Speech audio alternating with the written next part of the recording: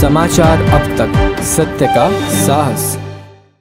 राज्यामधील कायदा सुव्यवस्थेचा पूर्णतः बोजवारा उडालेला आहे। राज्यात नावाला सुद्धा कायदा सुव्यवस्था राहिली नाही।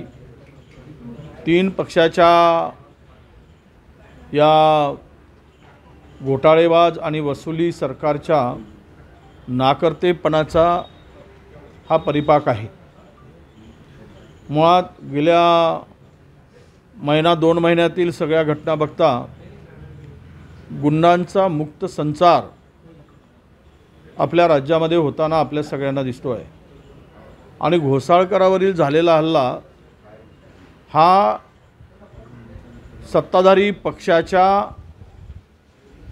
सहभागातून झाला आहे, माझा स्पष्ट आरोप आहे।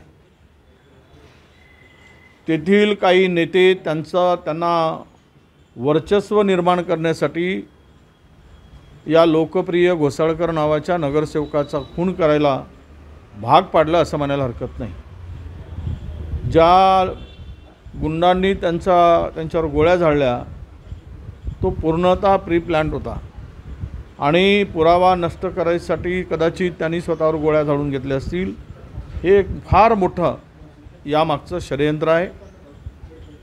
आणि सत्ताधारी पक्षातील जे काही प्रवक्ता म्हणतात किंवा पुढे मिरवणाऱ्या मंडळींना ती पुरुष आहे किंवा महिला आहे हे लवकरच कळेल। त्यांनी रचलेल्या कटाचा हा बळी घोसाळकर गेलेला आहे। यापूर्वीच आपण सगळ्यांनी महाराष्ट्राने पाहिलं आहे, सत्ताधारी आमदार पोलीस स्टेशनमध्ये गोळी झाडतो, माहीममध्ये दादरमध्ये गणपती उत्सवामध्ये खुलेआम गोळीबार केला जातो एक आमदार। आणि ज्या घटना महाराष्ट्रात आमदारांच्या सत्ताधारी आमदारांच्याकडून होत आहेत, पुलिस हमारे साथ है, सरकार हमारे साथ है, हमारा कौन बाल बाका कर सकता है, या मस्तीमध्ये गर्मीमध्ये ही सगळी मंडळी वावरताना दिसत आहेत। आपण पाहिलं आहे की पुण्यामध्ये सुद्धा जे आता नवीन सीपी गेलेत आणि सगळ्यांना तंबी दिल्यानंतर सुद्धा गुंडांची मस्ती उतरली नाही आणि परत त्याच पद्धतीनं त्यांनी दादागिरी सुरू केली, गुंडगिरी सुरू केली।